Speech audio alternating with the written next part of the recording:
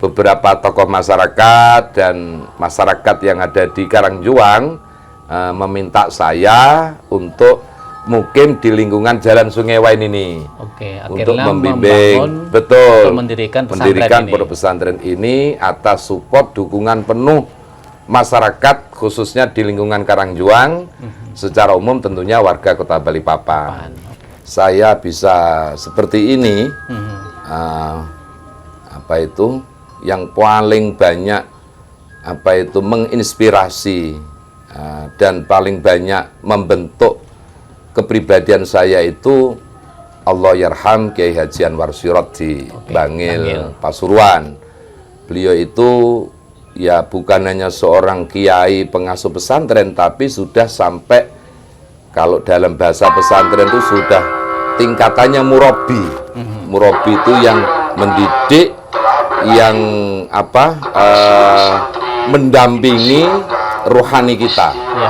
Itu kalau namanya sudah makomnya murabi.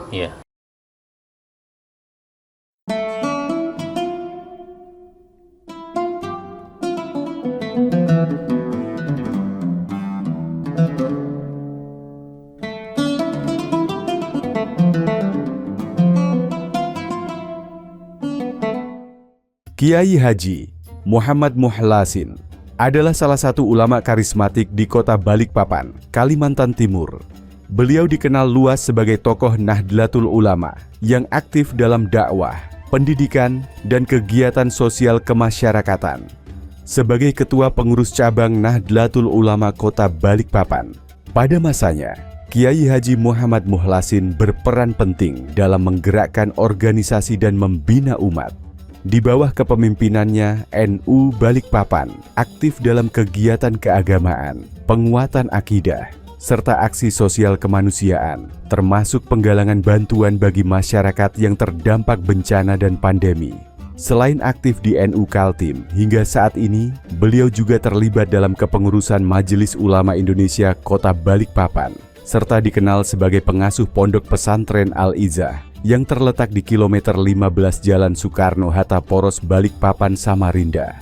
Melalui pesantren dan majelis taklim, beliau konsisten menyebarkan nilai-nilai Islam Ahlus Sunnah wal Jamaah yang moderat, sejuk, dan penuh toleransi.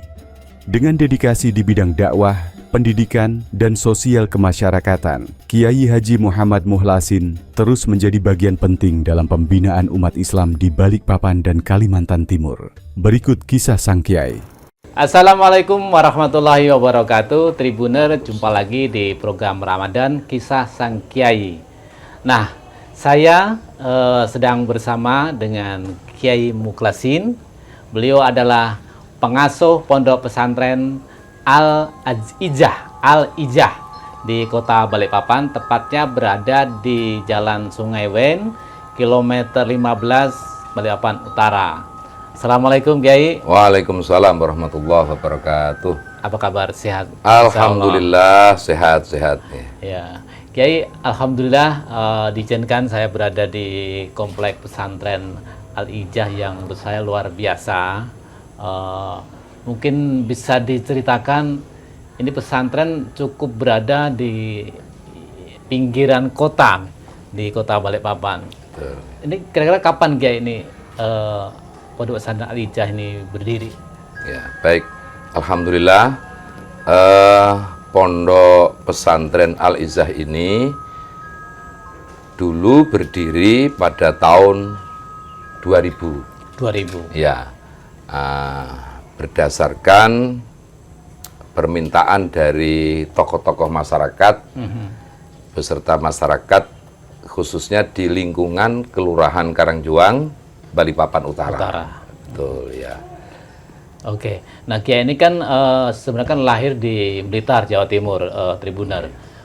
Beliau juga alumni atau lulusan pesantren di beberapa pondok pesantren. Mungkin bisa diceritakan dulu Kiai, perjalanan Kiai dari Blitar, Jawa Timur, akhirnya kok terdampar lah di Kota Balikpapan, Kalimantan Timur ini Kiai. Iya. Begini. Alhamdulillah dulu memang benar saya lahir di Kota Blitar, tepatnya di satu kampung lah. Yang kampung itu kebetulan di lingkungan pesantren. Betul, ya. Blitar kan dikenal dengan Betul. kota santri. Jadi Ya.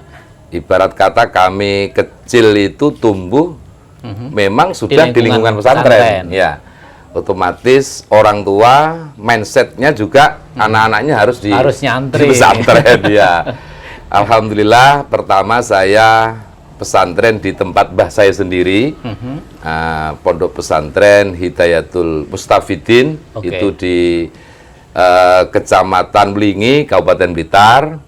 Setelah saya lulus MI, kemudian melanjutkan pesantren di pondok pesantren Raudhatul Ulum, Kencong, Pare, Kediri. Betul. Setelah itu tahun 86 oleh orang tua, kemudian dibawa merantau ke Balikpapan. Ya. Betul.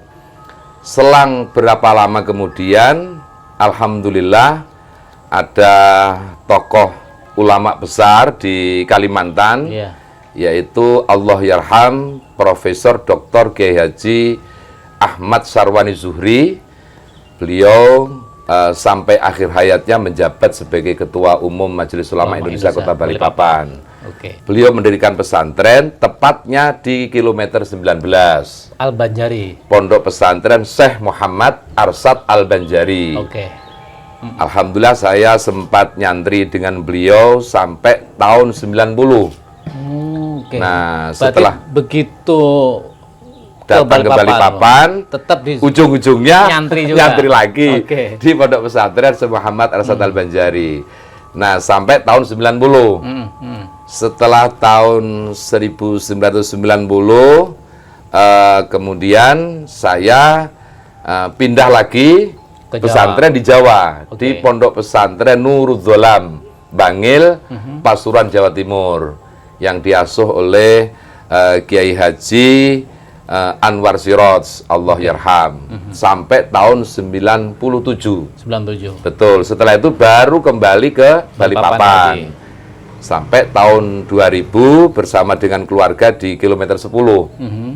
Setelah tahun 2000, beberapa tokoh masyarakat dan masyarakat yang ada di Karangjuang meminta saya untuk mukim di lingkungan Jalan Sungai Wain ini, untuk membimbing, mendirikan pondok pesantren ini atas support dukungan penuh masyarakat, khususnya di lingkungan Karangjuang, secara umum tentunya warga Kota Balikpapan. Betul itu. Nah, pesantren diberi nama Al-Ijah. Pondok pesantren Al-Ijah. Al-Ijah. Ya. Itu maknanya apa tuh, Kiai?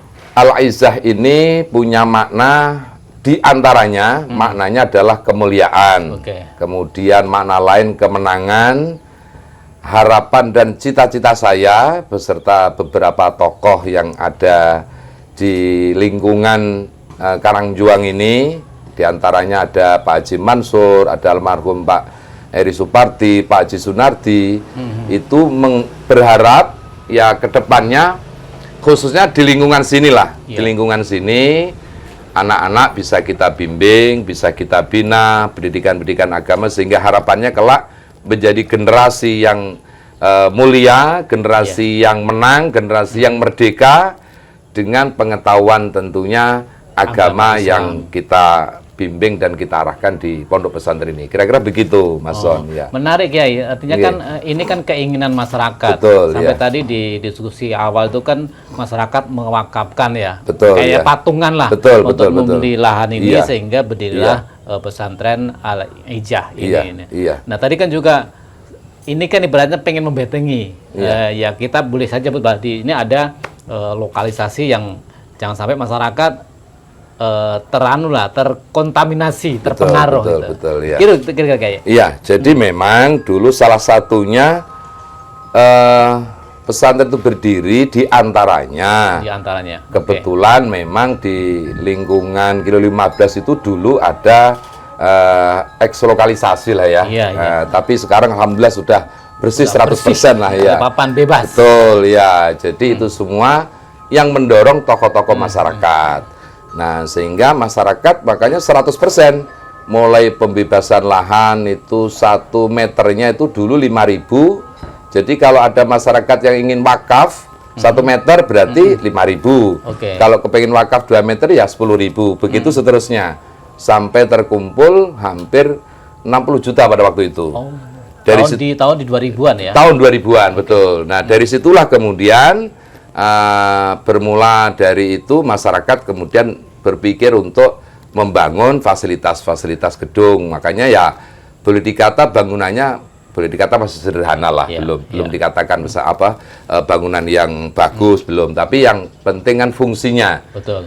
Bahwasanya memang alhamdulillah dan cita-cita masyarakat dan kita semua alhamdulillah walaupun belum 100% minimalnya itu sudah terlaksana. Pertama kegiatan kalau di sore hari itu hampir 200-an lebih anak yang ikut kegiatan TKTPA sama Madrasah Diniyah.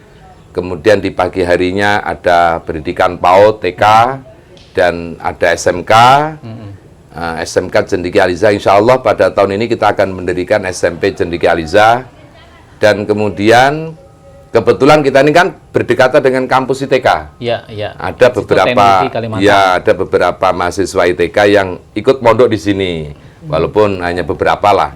Nah kemudian masyarakat umum sendiri itu setiap Ahad pagi itu mulai jam 7 sampai jam 9. Jadi ada hampir 100-an masyarakat lah yang ikut, ya istilahnya semacam majelis taklim lah, khusus untuk orang tua. Nah Kiai, tentu kan kita Tribunner juga pengen tahu perjalanan Kiai, suka dan dukanya. Tadi sampaikan bahwa lahir di lingkungan pesantren. Tapi kan ada kan anak muda nih kan ada yang justru memberontak, enggak mau nih pesantren. Nah mungkin apakah memang masuk pesantren keinginan Kiai atau mungkin karena ya arahan orang tua dan akhirnya tentu akan ada bisa ceritakan deh suka dan dukanya dalam perjalanan menyantri lah sampai sekarang. Pastinya begini, tadi di awal saya sampaikan saya ini lahir memang di lingkungan masyarakat keluarga pesantren. Jadi ibarat kata itu bayi lahir itu yang dilihat tuh memang dunia itu hanya pesantren. Makanya ke pesantren itu suka ataupun tidak ya seolah yang kita lihat itu memang pesantren. Betul.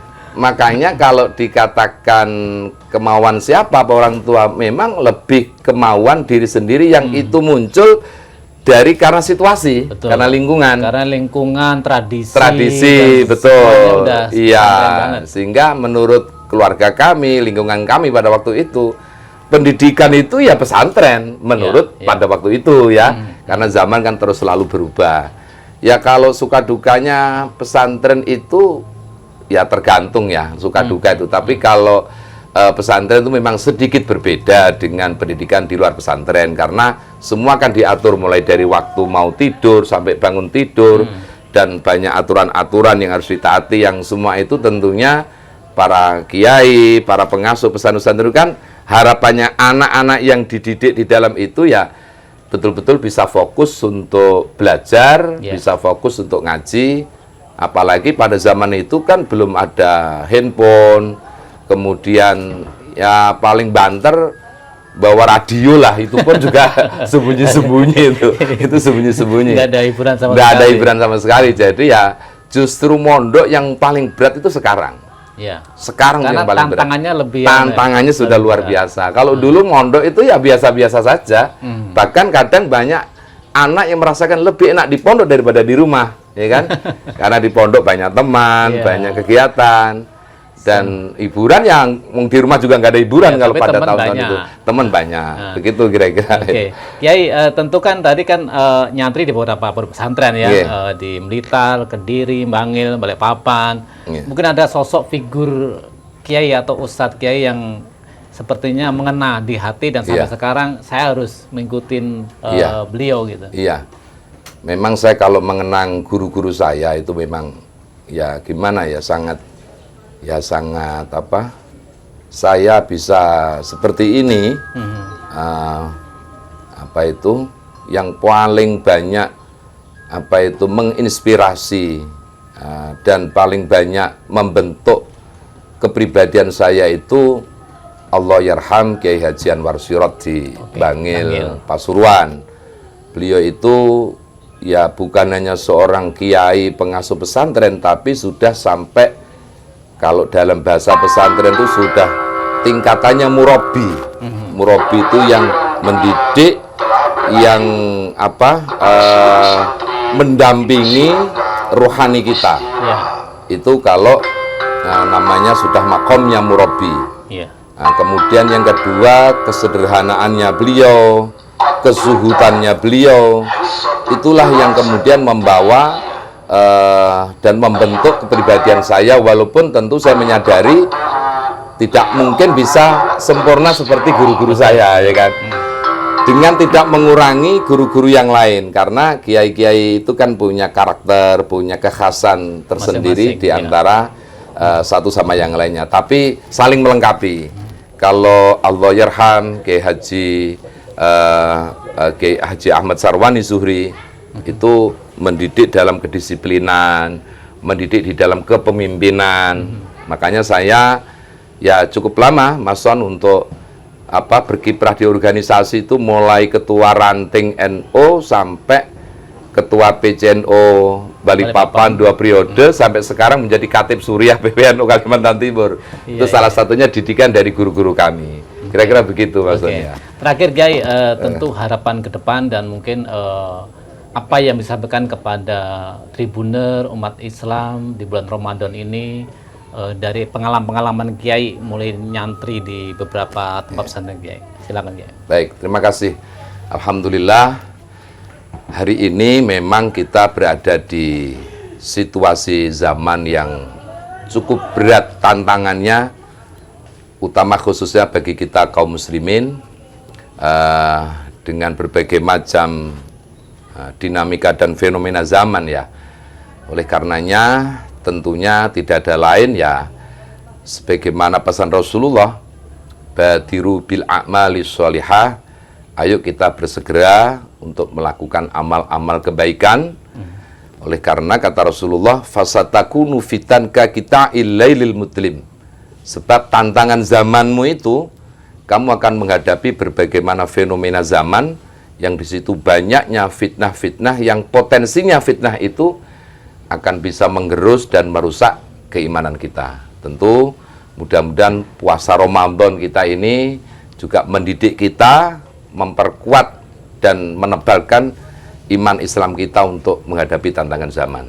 Saya kira itu Mas Son. Ya. Terima kasih sekali Kiai Mukhlasin. Demikian Tribuner, kisah sang Kiai bersama Kiai Mukhlasin, semoga menginspirasi kita semua. Jumpa lagi di kisah sang Kiai berikutnya. Wassalamualaikum warahmatullahi wabarakatuh. Waalaikumsalam warahmatullahi wabarakatuh. Download Tribun X sekarang, menghadirkan lokal menjadi Indonesia.